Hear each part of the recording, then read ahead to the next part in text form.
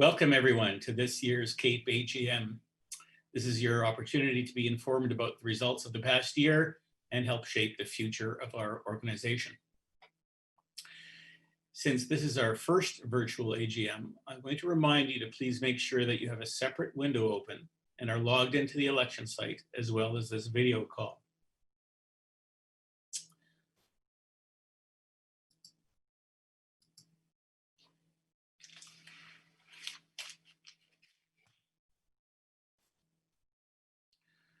Sorry about that. You'll need to use your personalized, Jeff.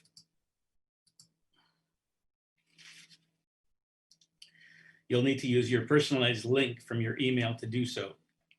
If you can't log in or can't find your email instructions, please access the address provided on the slide on the screen and submit a request using the help button at the top of the voting site screen.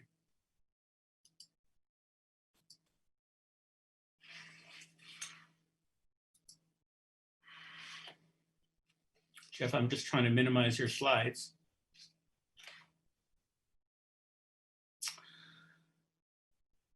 Also, yeah, we're good now. Yeah, sorry about that, everyone. How can you tell it's our first virtual AGM?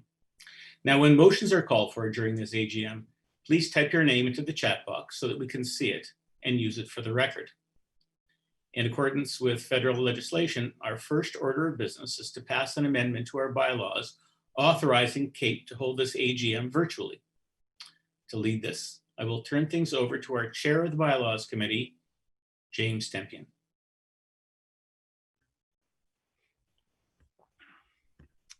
James. Thank you, Alex. As Alex highlighted, the current CAEP bylaws do not provide the authority for us to hold our AGM virtually. And the Not-for-Profit Corporations Act requires that the first order of business today be the approval of new wording to allow CAEP to hold a virtual AGM. The proposed new wording is an annual general meeting of the association shall be held once each year and may be held virtually by electronic means or in person or a combination of both. Subject to compliance with Section 159, Place of Members Meetings of the Act, meetings of the members may be held at such time and place in Canada as shall be determined by the board, or if all the members entitled to vote at such meetings so agree outside Canada. The only persons entitled to be present at a meeting of members shall be those entitled to vote at the meeting, the directors and the public accountant of the corporation, and such other persons who are entitled or required under any provision of the Act, articles, or bylaws of the corporation to be present at the meeting. Any other person may be admitted only at the invitation of the chair of the meeting and by resolution of the members. Are there any comments from the floor?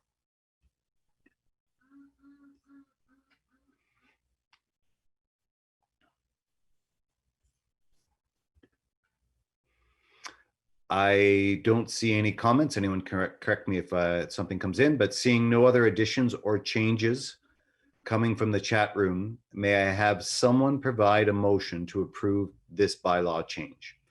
As Alex indicated, please type your name in the chat box.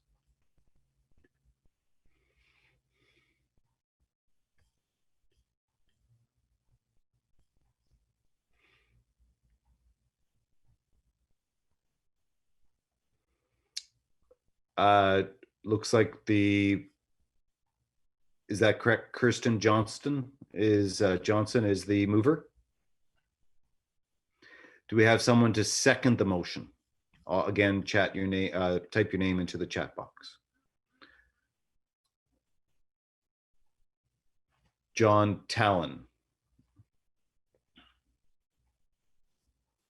And Jill McEwen, sorry. John Talon is the mover and Jill McEwen is the seconder. So it's now time to vote. You will see a screen that invites you to proceed to ballot. Please click the red button. You can now vote yes or no. Once you place your vote, preview your ballot. If you click the wrong field, you have the chance to change your ballot. Otherwise, please cast your ballot. There'll be a minute or so delay while we wait for all the ballots to be submitted.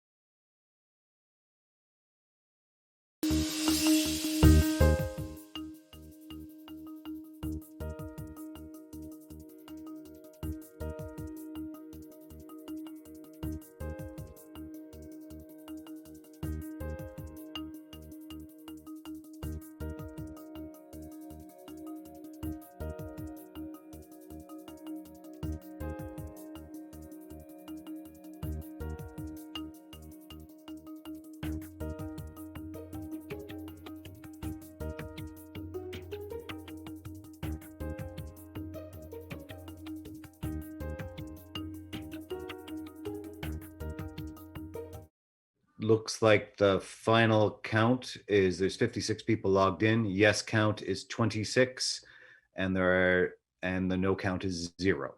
So that's our final count. We have to go on with the bylaws is another thing. So the second bylaw change is an error that needs to be corrected in section 5.3 of the current bylaws. This section provides that the notice by electronic means should be issued 21 to 60 days before the meeting. The Not-for-Profit Corporations Act, which takes precedence over our bylaws, provides that electronic notices must be issued 21 to 35 days before the meeting is to be held. Paper notices can be issued 21 to 60 days before the meeting. The proposed new wording is, notice of the time and place of a meeting of members shall be given electronically to each member entitled to vote at the meeting during a period of 21 to 35 days before the day on which the meeting is to be held, or by paper 21 to 60 days. Are there any comments from the floor? I'll wait for a few seconds to see if anything shows up in the chat box.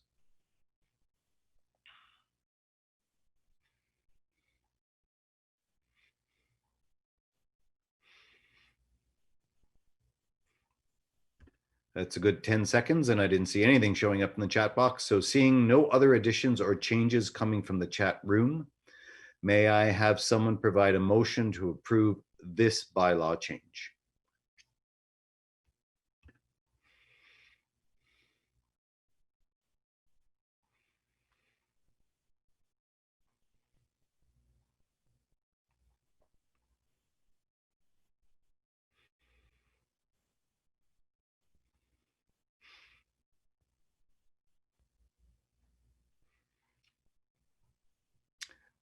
Amy Kernick. Excellent. And can I have someone to second the motion? Jennifer Bryan. So fantastic. All right. So it is now time to vote. I will repeat the instructions one more time for anyone who wasn't listening the first time. You will see a screen that invites you to proceed to the ballot. Please click the red button. You can now vote yes or no. Once you place your vote, preview your ballot. If you click the wrong field, you have the chance to change your ballot. Otherwise, please cast your ballot. There will be a minute or so delay while we wait for all the ballots to be submitted.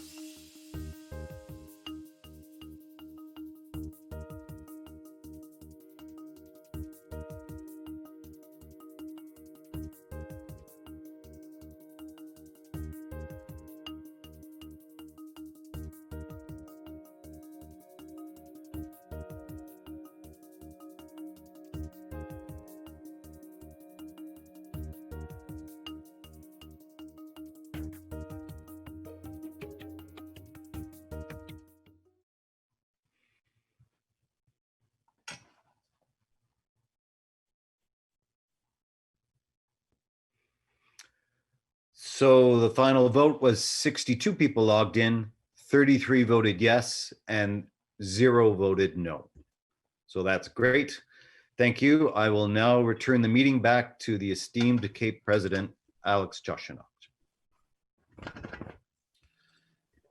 Thank you, James. When you said esteemed, it threw me off. I looked over my shoulder twice.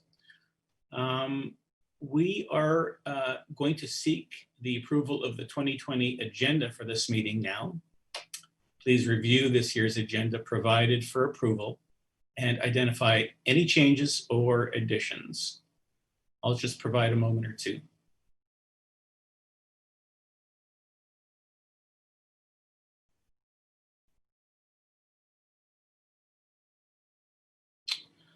Okay, I don't see any proposed additions or changes in the chat room. So we're looking now for a motion and seconder to approve the agenda. Please put your names in the chat box if you wish to make the motion to approve or second it.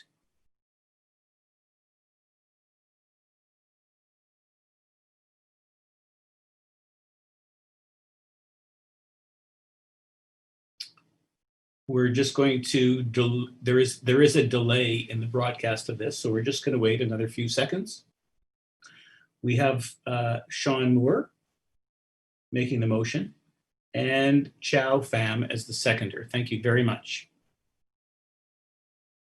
You may now cast your ballot.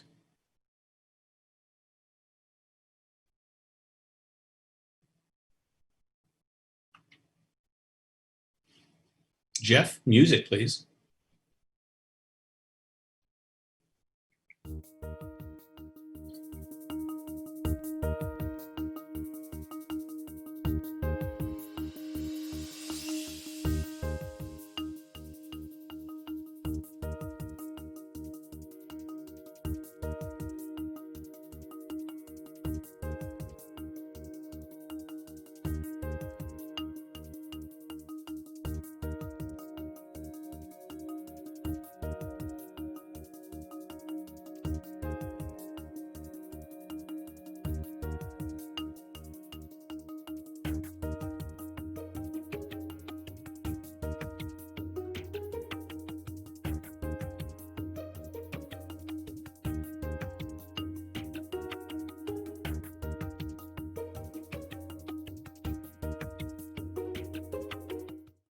For voting, we have 62 people logged in, of whom 33 voted yes. There are 0 no's, and that motion is passed. We're going to move on to item number 4 on the agenda, which is approval of the 2019 AGM minutes. I'm going to give you really only a short while to review the minutes from last year's AGM, as they have been pre-circulated electronically. If anyone needs clarification or would propose an addition, then now's the time to indicate that in the chat box.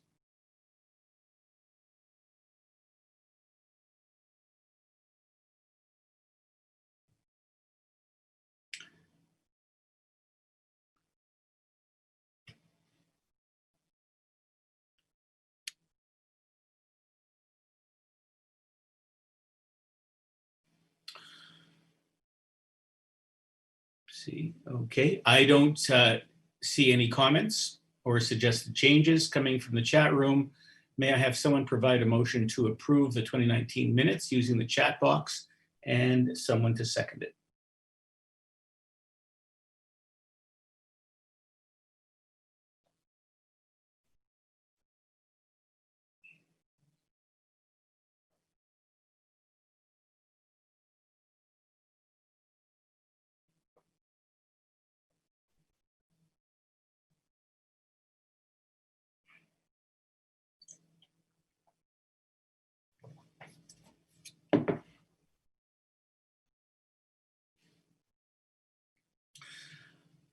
Thank you. We have Sunil Sukra making the motion and seconded by Judy Morris.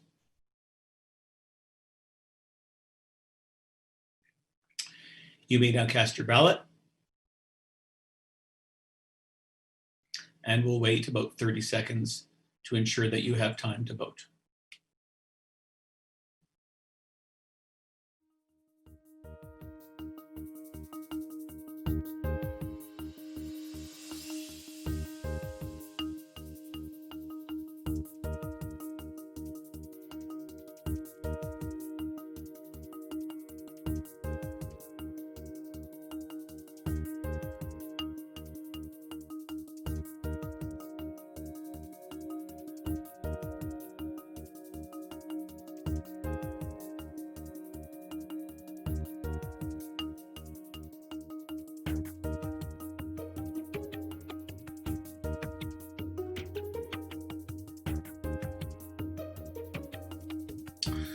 Okay, we have the results of that vote with regard to approval of the 2019 minutes.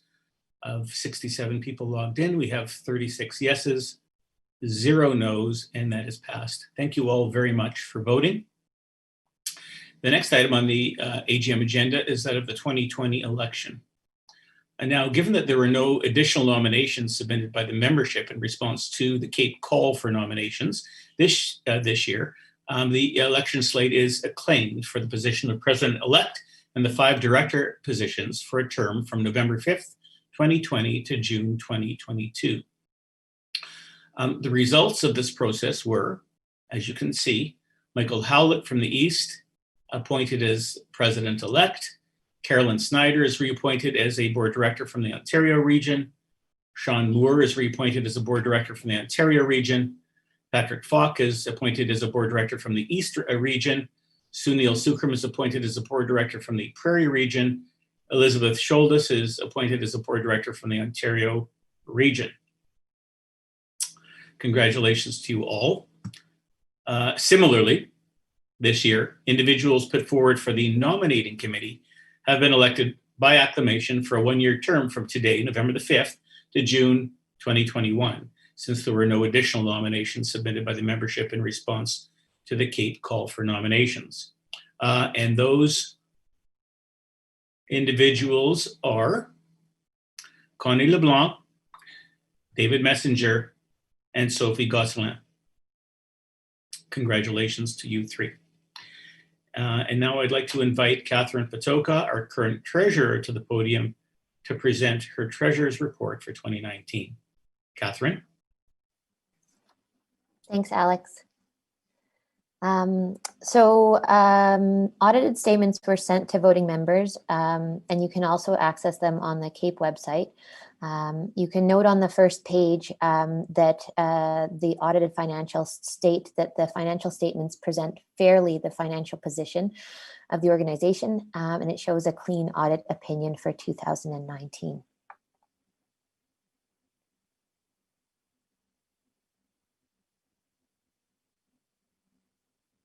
On the next slide, we see the statement of the financial position comparing to 2018. So you'll notice that current assets are down. This reflects cash investments, and all of our long-term asset categories are up, which reflects some of the office furniture, leasehold improvements, and a new CRM software. In terms of liabilities, current liabilities are down. This is deferred revenue from both membership and CPD. Long-term liabilities are up. This reflects a deferred lease inducement and the offset of leasehold improvements drawn down over the course of 10 years. We also have the Research Endowment Fund, which is up from donations, and an internally restricted reserve fund, which includes the net surplus from 2019. Here we see the changes in the Research Endowment Fund, which show the donations from 2019. In terms of our internally restricted net assets, we have 3 funds. The operational fund is intended to cover expenses during downturns and catastrophic failures. The strategic fund, which is a longer-term strategic project fund, and this was decreased over 2019 so as to increase the operational fund. And then finally, the annual fund, which is the shorter term portion of the EMAF to fund grants issued over the following year. And then within our statement of operations, you'll notice that revenues are up year over year. This reflects from head office, we saw CTAS, sponsorship and interest income, and then conference, there were higher conference attendees in 2019. And then there were some decreases in revenue related to CPD. So there was the same number of courses, but fill rates unfortunately were down, as well as CGEM. There was ad revenue from the print edition for the full year. Expenses were up year over year, reflecting sort of head office expenses, conference, and CGEM, moving to the full print edition and some more admin time spent on CGEM. This was offset by lower expenses for CPD, including lower salary and consulting expenses. In comparison to 2018, the surplus is lower, showing investment in important infrastructure, as mentioned, CRM, Office, and CGEM going back to print. The rest of the pages of the audited statements are notes showing accounting policies and additional charts, which break down certain balances from the statement of financial position or the statement of operations, as well as listing our upcoming contractual obligations for office lease payments or future conference venues. I'd like to point out and recognize that COVID certainly has had an impact and continues to impact both CAEP and head office and all CAEP members across Canada. I'll now pause for any questions.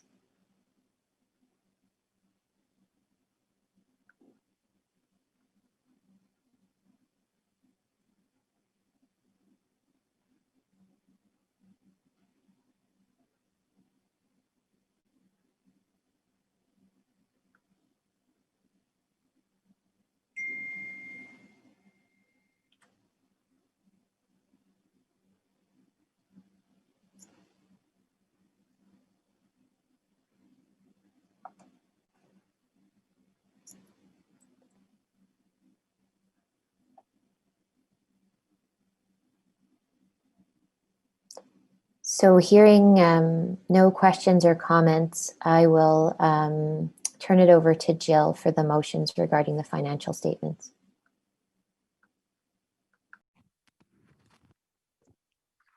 Thank you, Catherine. So the first motion that we'll be voting on will be the adoption of the 2019 audited financial statements as presented by Catherine. Does anyone have any questions?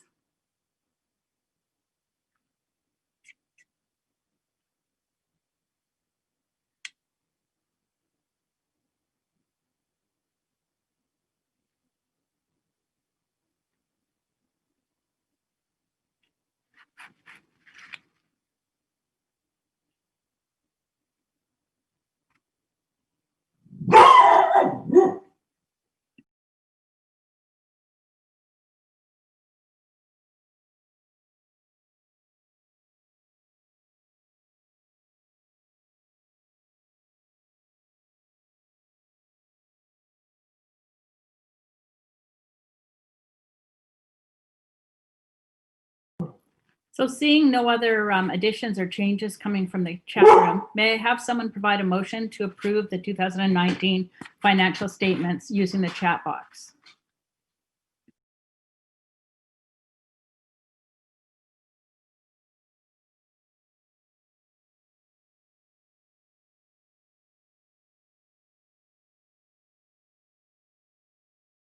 Okay, Sherry Nissan Jordan, thank you. Do we have a seconder? And Gary Joubert. Excellent for the seconder. So we'll have a delay now while you please cast your ballot.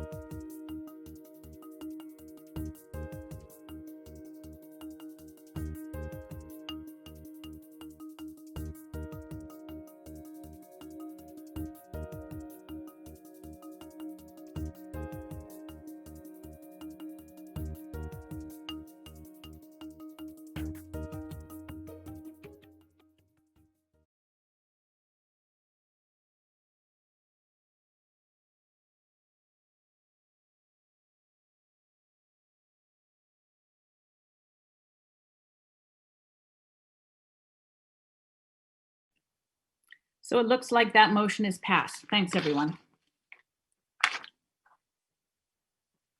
The second vote is to approve KPMG as auditors for the 2020 year. Sorry about my dog.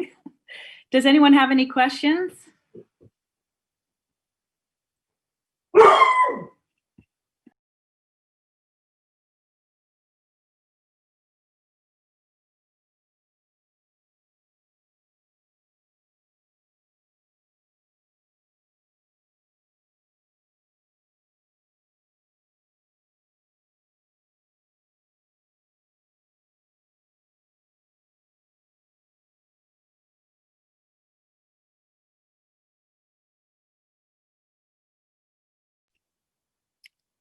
Okay, seeing no questions, can we please have someone to move the motion to approve the KPMG as the new auditors?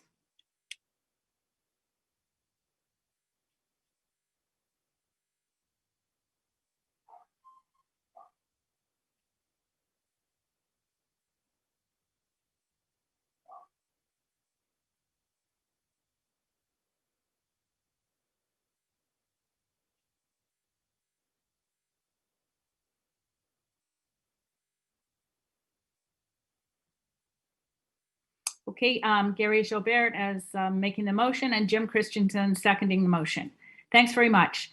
So we'll now have a pause while people cast their ballots.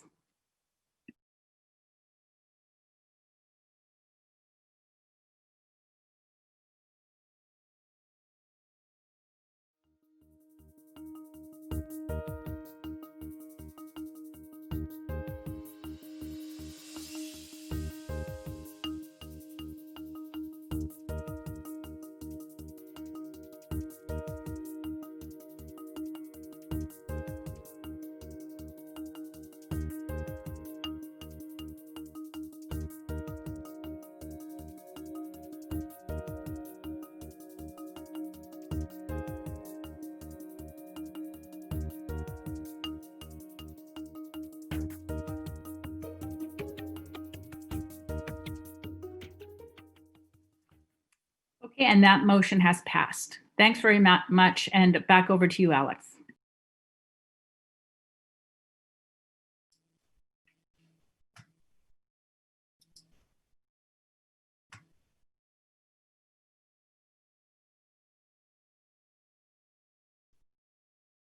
Thanks, Jill.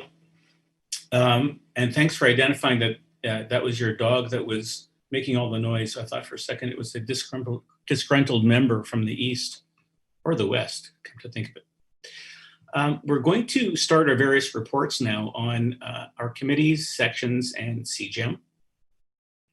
To start with the membership committee first, unfortunately, Benj Fuller, chair of our membership committee, is not able to join us today. So I'm going to provide a high-level overview, and Christina, Lynn, or I will answer any questions that may arise. We were hopeful at the start of 2020 to continue to augment membership after a slight decline in 2019. In March, the world of emergency medicine and the world in general were rocked by the COVID-19 pandemic. Membership benefits that tend to attract and retain members, including our annual conference, were canceled. But CAEP quickly mobilized a response. We had weekly town halls. We developed position statements and recommendations that were released, and a COVID resource center was established on the CAEP website. None of this would have been possible without the hard work of so many of our members. The intangible benefits of membership, such as peer connection, peer support, and advocacy, were evident and more important than ever before. As the COVID curve flattened, CAEP transitioned from weekly town halls to bi-weekly grand rounds, much of the content drawing from tracks that would have taken place at the 2020 conference in Ottawa. The grand rounds are open access when they are aired live. However, access to post-event recording is only available to our members as a benefit. These rounds are currently being accredited by both the College of Family Physicians as well as the Royal College. On behalf of the board and the membership committee, I thank you all for being CAEP members and making all of this possible. We ask that you bring this message back to your non-member colleagues and encourage them to join CAEP. The bigger our membership, the more powerful is our voice. And this is the voice that advances emergency medicine through these unprecedented times. Does anyone have any questions?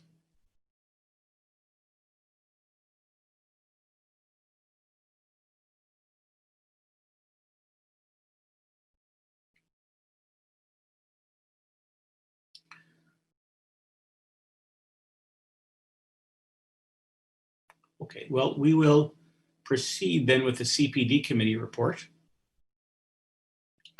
A full CPD report is contained in our annual report, which should now be available to you online, but I do want to highlight a few things. CPD has historically been a key benefit of CAEP members. It's been a priority for the board and a generator of income for our organization. But over the past few years, the competition in the CPD arena has increased, and the landscape has radically changed with the advent of new communication technologies. So in response to these changes, the board has been engaged in a multi-year effort to reimagine and redesign CPD. We brought in educational experts, engaged with our own educational scholarship committee, and interviewed a number of members interested in sharing or co-chairing our new CPD committee. Over the coming year, we'll be making wholesale changes to our CPD offerings.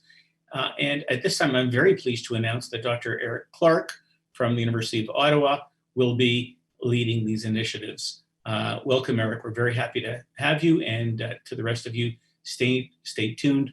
Lots of CPD changes in the year to come. Does anyone have any questions about CPD?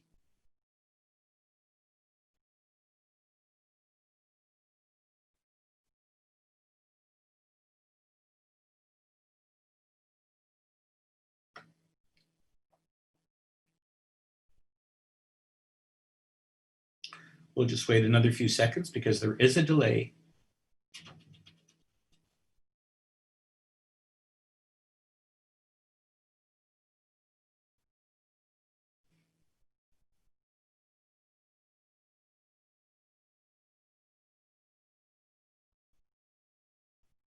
Okay, hearing no further questions, we will proceed with the CGEM report.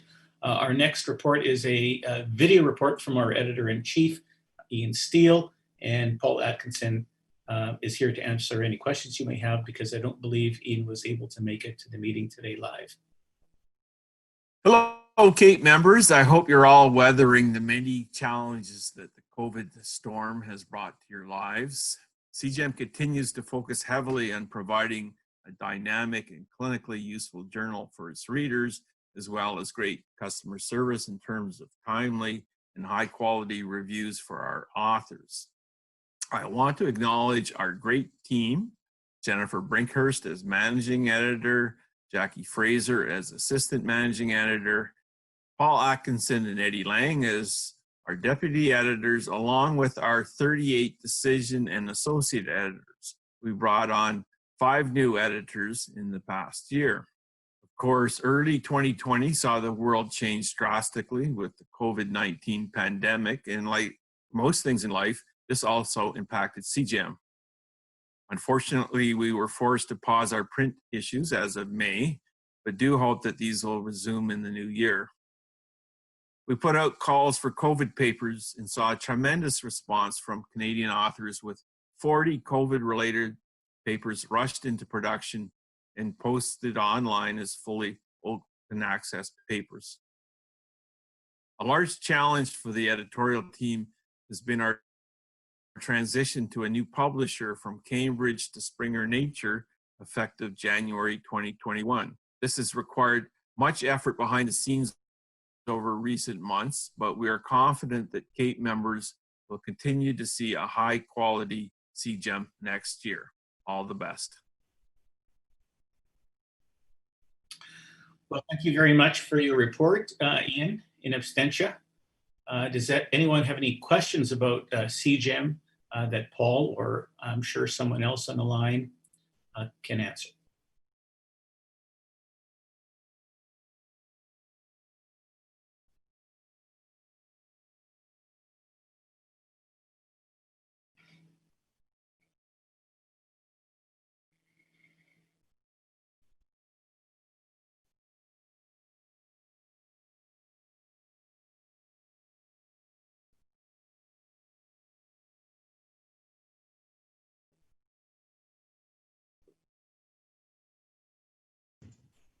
Okay.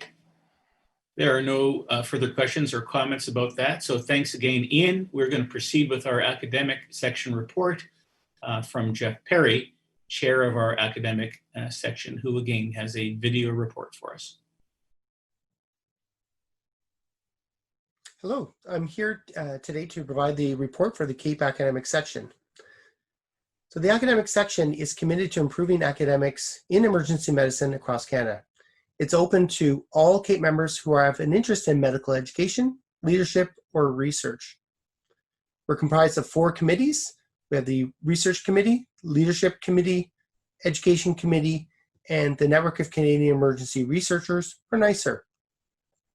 Highlights from last year include conducting an academic section consultation on governance at the Université de Laval. As a reminder, we do provide consultations in the domains of research, governance, or medical education. From our Education Committee, in addition to There are a multitude of activities. This year, they came up with an online scholarship course, which helps people who want to conduct scholarship in the domain of medical education do it right from the get-go, and teaches them some tips and tricks to make it go well. They also published their 3 papers from the CAEP 2019 Academic Symposium. First, on harnessing the power of simulation for assessment. The second, on best practices and challenges in trainee progress decisions. And the third, on learning analytics, bridging the gap between education and emergency care. The Leadership Committee conducted their first leadership conference in Mexico. Attendees were very supportive and encouraging us regarding the content and location. The reviews were very strong. The Leadership Committee will look at continuing these conferences after the pandemic. In the interim, they are looking at an online leadership series to provide additional leadership opportunities and for training to those looking for that in the very near future. The Research Committee was able to negotiate with the Canadian Institutes for Health Research to create a partnership with CAEP for a mid-career emergency medicine scientist award, which includes providing a plenary presentation at the CAEP annual conference. This year's winner was Venkatesh Thurganis Sambandamurthy, who, due to the pandemic, did not get to present this year and will get to present his work next year. They also reviewed 42 grant applications for the last competition, from which 11 were awarded CAEP grants.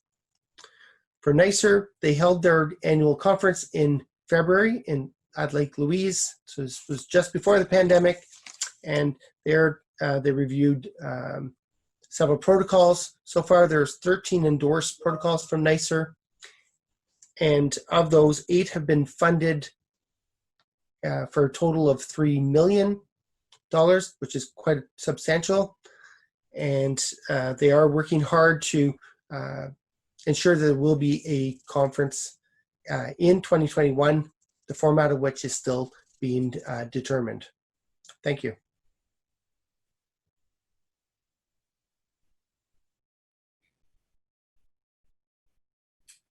Okay, Jeff. Well, thank you very much for your excellent report. Now we're going to entertain any questions for Jeff in the academic section, and I'll just wait a minute for those to appear in the chat box.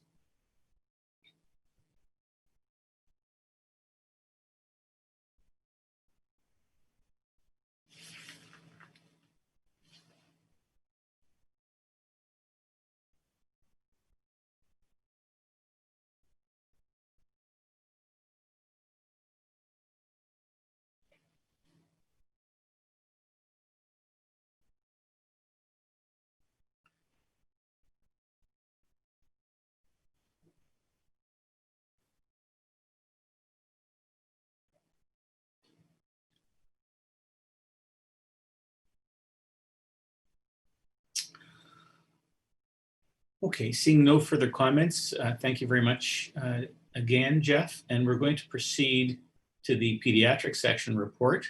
That report is from Tim Lynch, Chair of the Pediatrics Committee. He also has a video report. Hi, CAEP members. Just a quick update from the Pediatric Emergency Medicine section here at CAEP.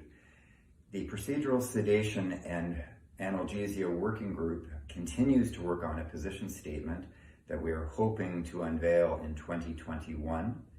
We have also just begun work on a resuscitation room resource that we're hoping to also have ready in 2021. Pediatric content specific to National Grand Rounds is on the table, and we're hoping that that will be incorporated in the new year. From a Royal College perspective, Competency by Design for Pediatric Emergency Medicine has just completed their first workshops. The launch date for that subspecialty is July of 2023. And finally, membership in the section has grown in the past year, but we're always looking for new members and new ideas. So if there is anyone out there that is interested, please let me know. Okay, thanks very much. Does anyone have any questions for Tim?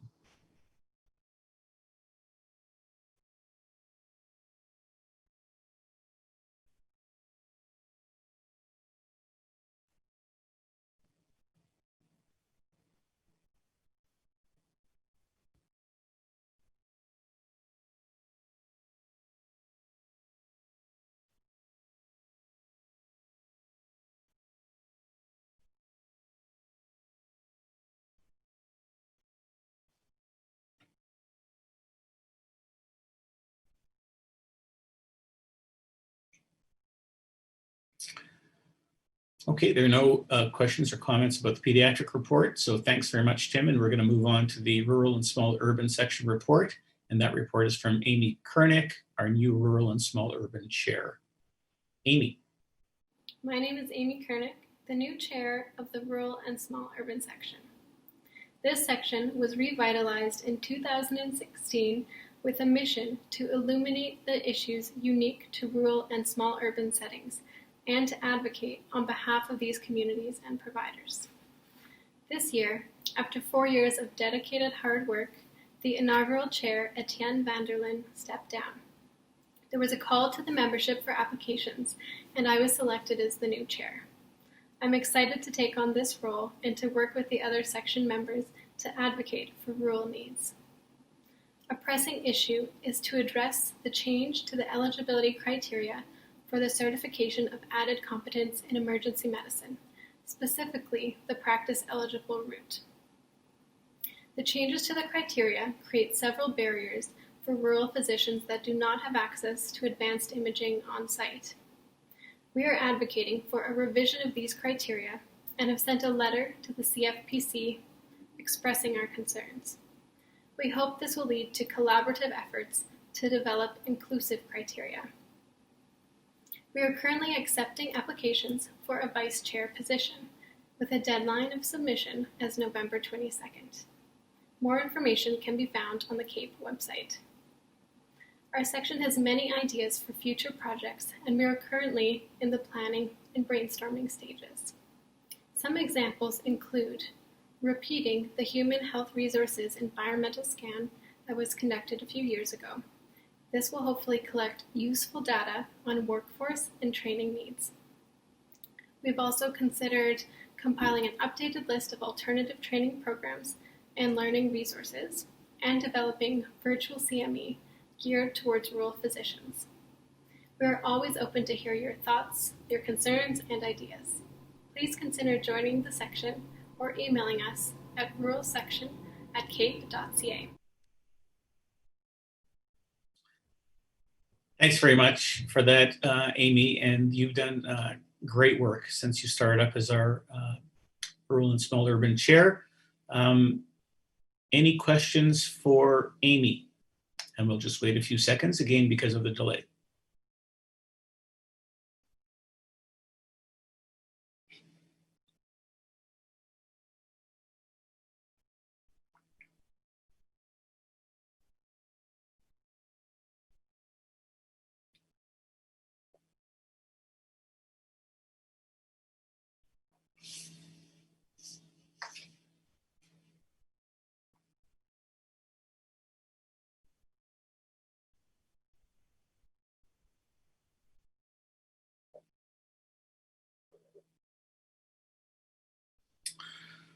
Okay, good. Well, I don't see any further comments or questions, so we will proceed. So the next item on the agenda is that of presentations and announcements. And I have to tell you, this is tough because we have to say goodbye to a number of very important CAEP members whose tenure is up. This year, I have the privilege of publicly honoring Benj Fuller, Jim Christensen, and Paul Pajot for their sustained and significant contributions to the CAEP board. Each of them has reached their maximum tenure on the CAEP board, which in itself demonstrates a commitment, but their time on the board pales in comparison to their substantial actual contributions. Benj has been the longtime chair of CAEP's membership committee and hopefully will continue in that role. He's also brought a community ED lens to the many issues that the board reviews. He's an extremely dedicated and hardworking physician who has led a large ED group for many years, as well as contributing generously to our board to make CAEP a better voice for all physicians. Benj, if you're there, I will really miss you on the board and outside the board. And I suspect you haven't seen the last of me. I want to say a few words about Jim Christensen now. Jim always made our discussions at the board that much more thoughtful. He's always willing to share his extensive knowledge and experience, and especially as related to one of his greatest passions, the BC Emergency Medicine Network, with its focus on establishing links with rural and small urban emergency departments. Jim taught me about the concept of servant leadership. And if those of you who are interested in leadership don't know much about it, look up servant leadership or ask Jim about it. Or better yet, just watch the way he lives his life. That's servant leadership. And the next person I want to make mention of is Paul Pajot. Paul has held many positions on the CAEP board, most recently past president preceding me. He's been my traveling partner. He's been a voice of reason on the board. And he's been a real friend to me these past 2.5 years. He's a consensus builder and collaborator. Paul is never the loudest person in the room, luckily, because a number of us take up so much of the airspace. But when Paul speaks or Paul writes something to people listen to him. So please thank me in thanking, please join me in thanking Ben, Jim, and Paul for their dedication and service to CAEP. We'll miss all three of your presences and your contributions to the board, and I'll just plain miss you guys. I also want to mention Sam Sanders, who was CAEP's chair of the resident section. Please join me in thanking Sam for his work as chair of the resident section this past year. I won't miss Sam too much because he's one of ours at the University of Manitoba. And I think, Sam, I'll be seeing your resident presentations next week on Zoom. Moving on to the president's closing remarks. I guess that would be me. And so sit back, run for a pee break. I'll still be talking when you get back. I do have a few things to say before I pass the baton on to Kirsten. You know, a number of years now, when I was first asked if I would consider letting my name stand as president-elect, I responded immediately and decisively, like any self-respecting emergency doc. I don't think so, I said. Then I tried, you're making a mistake, or I haven't been on the board long enough. I'm too busy. And finally, you know, the imposter defense, which we all go to when we have another alternative. If you knew me better, you wouldn't have asked me. But they persisted and I relented. After all, I thought I've had a considerable experience running various departments of emergency medicine. So what could possibly happen to me as CAEP president that I would not have seen before? I hadn't really considered the possibility of a once-in-a-century pandemic. We've all been impacted by COVID, and not just at work. My closest friend's mother died in hospital 3 weeks ago with her large family at her side, but without appropriate PPE. Her COVID test came back after she died. Her family all quarantined. I was a pallbearer at that funeral because they were in quarantine. Two other close friends, one a doctor and the other a nurse, are both at home with COVID, acquired while visiting her mother in the hospital. I spent this morning trying to contact that hospital, begging them to let the daughter in to see the mother as she was dying. We are beginning to run ICUs in our emergency departments, and our coworkers are beginning to fall ill from physical illness, burnout, or both. Over the last couple of days, the Minister of Health in Manitoba responded to a letter signed by over 300 physicians, emergency physicians, internists, and others, imploring him for more resources to combat this pandemic. He responded by accusing them, us, the doctors, accusing them for creating chaos and questioned their motivations for going public. This is our reality. Our work is essential but dangerous. And yet, in my emergency department, and I assume all over the country, despite the dangers, virtually none of us has failed to step once more onto the breach, a quote you might remember from my commentary in CGEM a few months ago. Beyond the emergency department, our analytical skills and expert opinion are also essential services, but are not always heeded. In the face of this, CAEP has never been more important as a collective, living, thinking, acting, and mutually supporting entity for our patients and for each other. Let me give you a very brief sense of what I've seen and experienced over the past 29 months as president. Firstly, it's been busy, even busier than I had imagined, and I had imagined it would be a handful. But the maximum that you get from something, what you put into it, has never been more true in my experience. I gave it what I had, and what I received, and what will endure in my mind, was a deep appreciation of the extent and impact of our work across the country. Well before the advent of the pandemic, but even more so afterwards, the impact of our clinicians, scientists, leaders, and public advocates was overwhelming. Just as impactful and hopefully just as enduring are the friendships I made or deepened with colleagues from all across this country.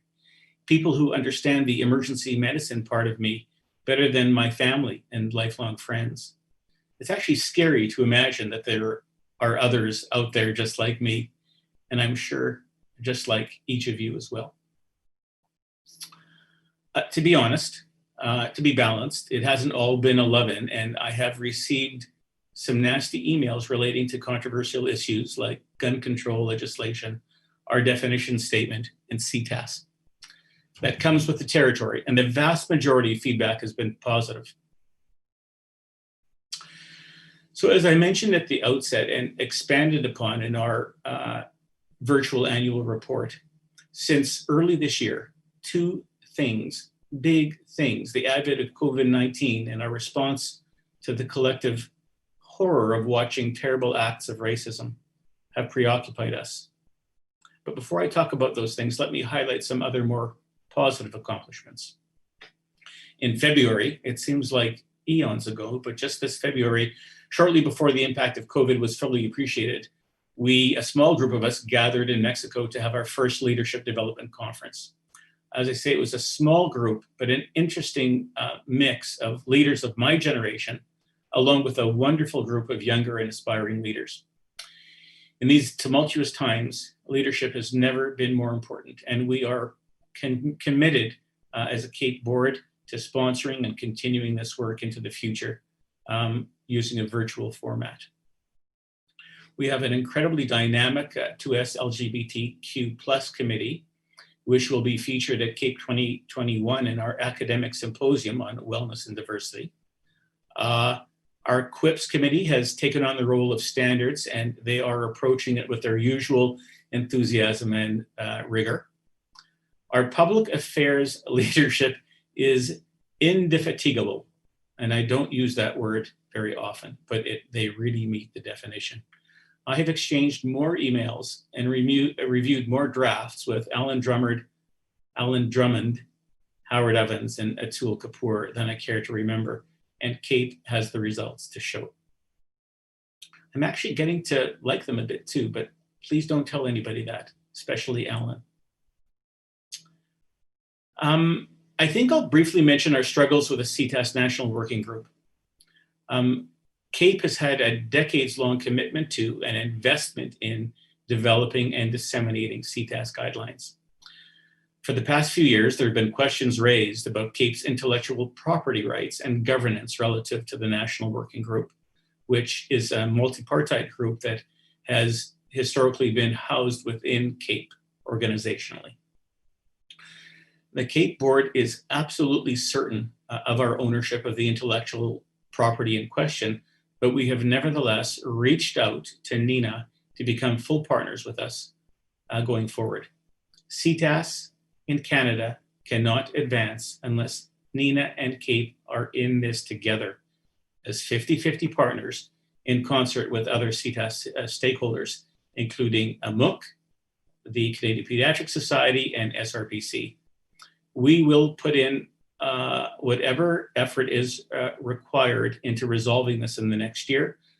But we will not relinquish our interest in CTAS, as we feel this is central to our mission and vision as an organization, and also to our patients. When I look back on my platform from 2018, I highlighted 3 central planks.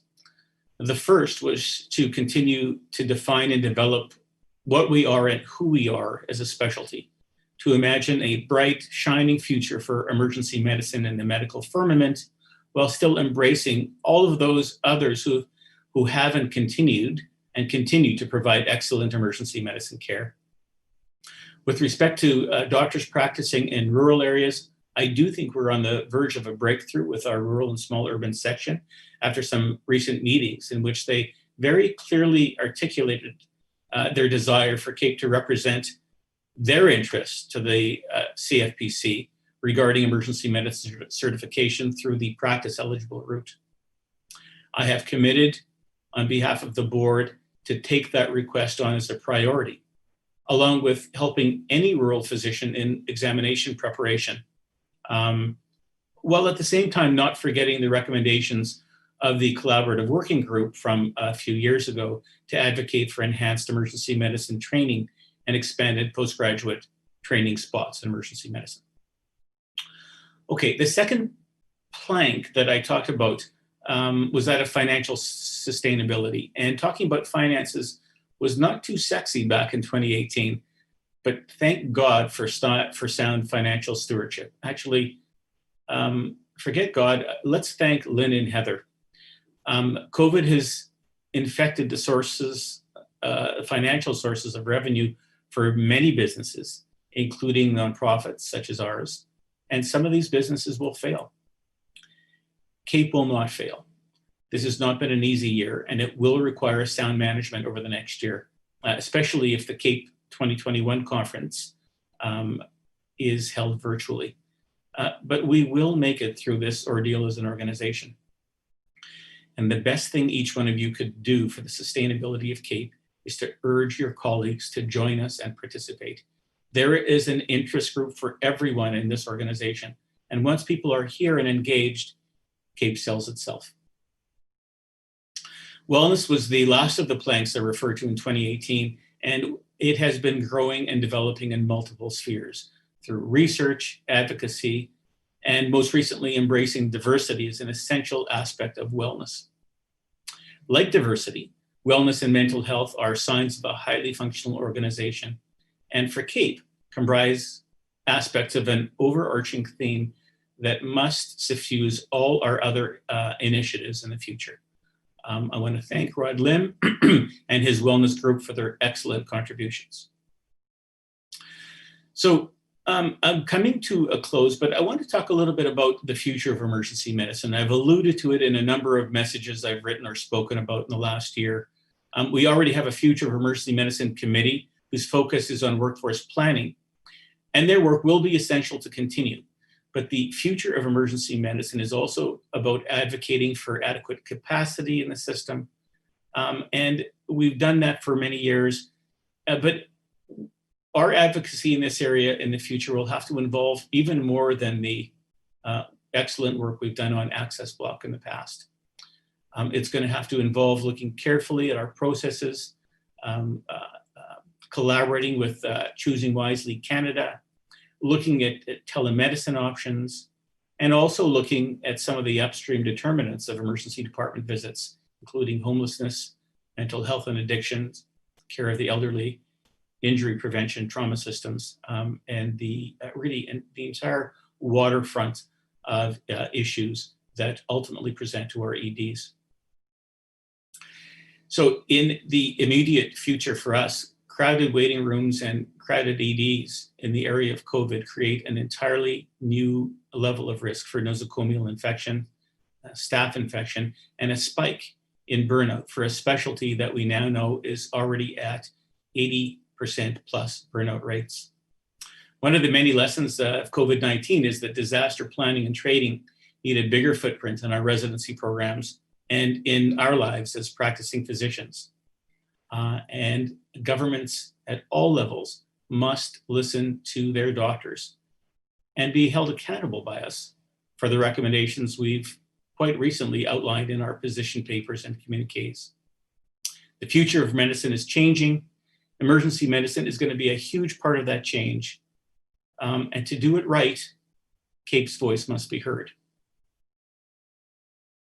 I'm pretty much done, but I want to end by thanking Lynn and all the staff at head office. You are a terrific bunch of people. I want to thank all my colleagues on the board and all of the many physicians who lead the charge on CAEP's many committees, task forces, and working groups. To all of you, thank you for the honor and opportunity to have served a great medical specialty and a wonderful group of people. To Kirsten, if you can hear me out there in Beirut, please stay safe as I pass the mantle over to you. I do hope you savor your time as president, as I did, and I will be there for you if you need me. And now I'm going to welcome our new president.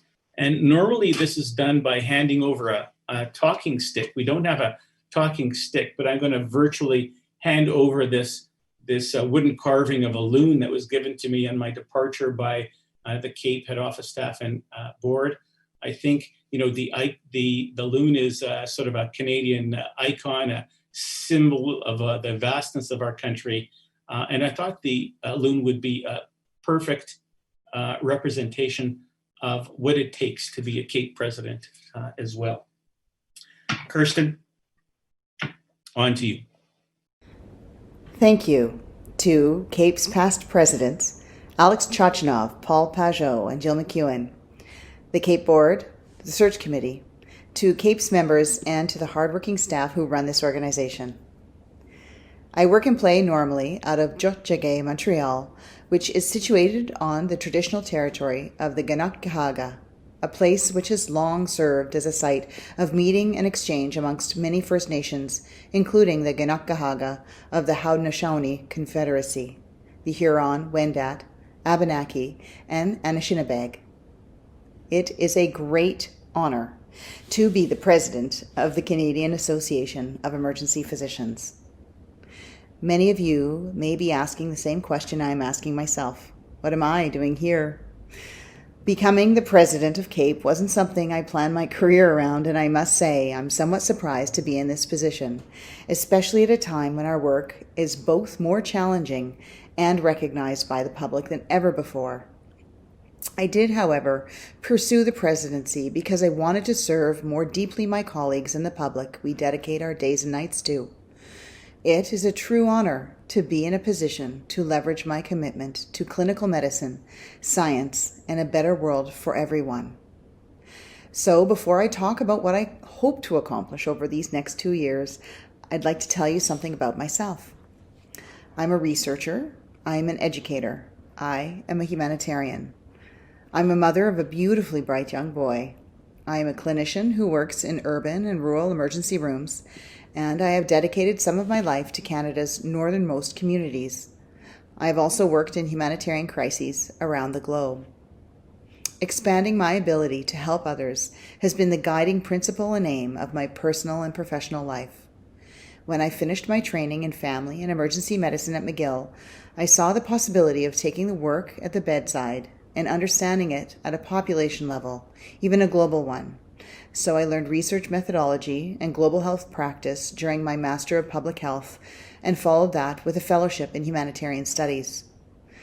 Now, I know this sounds cliche, but I honestly care most about making a positive difference in the world and chose emergency medicine and ultimately this position because emergency physicians are the best people in the world to do it. We change the lives of individuals and through them, society. What we do matters for patients, for healthcare, for the rest of the world.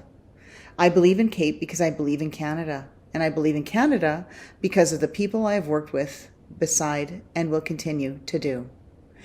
Canada is a world leader in emergency medicine, a world leader. That's not a very Canadian thing to say, but it's true, and it's a big deal. And CAEP is the organization that brings the practice and people together so we can be more effective, our voices better heard, and we can have more space to do what we love. Just doing that what we love, advocating for our patients changes their lives and through them communities, cities, and places far beyond our country's borders. The Canadian Association of Emergency Physicians is exciting because of the dynamic nature of its membership. It is a place where debate happens, often as lively as the emergency departments that spawn it, and it is a lever that we can push on behalf of the public towards a more elaborate notion of what we are capable of. In the last year alone, CAEP has celebrated the introduction of the 2S LGBTQ+ Committee. The Women in Emergency Medicine Committee has released their position statement, and an anti-racism and anti-colonialism group is formed. We have created an equity, diversity, and inclusiveness group who will advise CAEP's board. In fact, over a year ago, CAEP's board began having discussions on EDI, equity, diversity, and inclusiveness, and recognizing that board members did not reflect the diversity of emergency physicians or the communities they serve, we put out a call in July of this year for new members to join the board. So together with our newest board members and our EDI advisors, the board will continue its commitment to improving representation and equity, diversity, and inclusiveness in CAEP. Also this year, the Quality Improvement and Patient Safety Committee held a visioning retreat with over 40 attendees and has taken on standards in emergency medicine in addition to plans to strengthen their community of practice and expand their reach.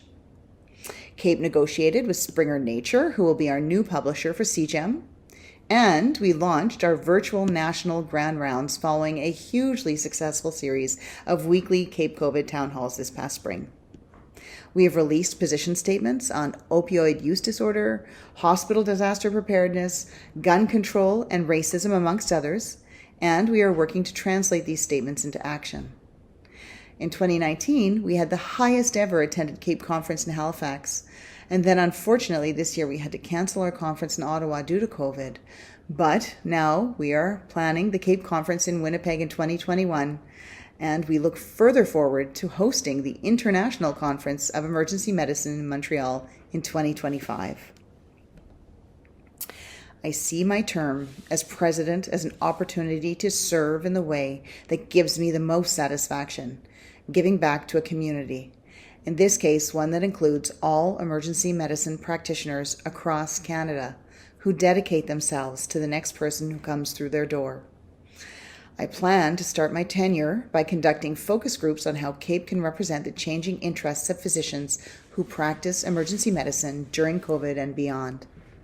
I hope to take CAEP to its highest member numbers to date because we need a plurality of voices to reach our full potential. Other areas of interest of mine include equity, diversity, and inclusiveness, women in emergency medicine, and disaster and global emergency medicine. However, I'll do my absolute best to support all of CAEP's committees, special interest groups, research, education, and membership.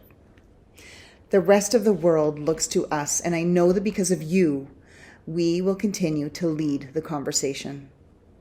I'm grateful for the trust that CAEP has put in me so far, and I hope I will gain yours. And if you haven't already had a chance, join us. Join CAEP. We need your energy and we need your voice. The future is ours together.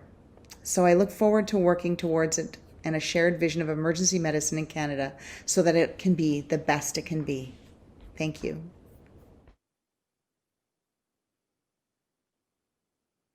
And on that note, our time has come to an end, and I am adjourning this AGM.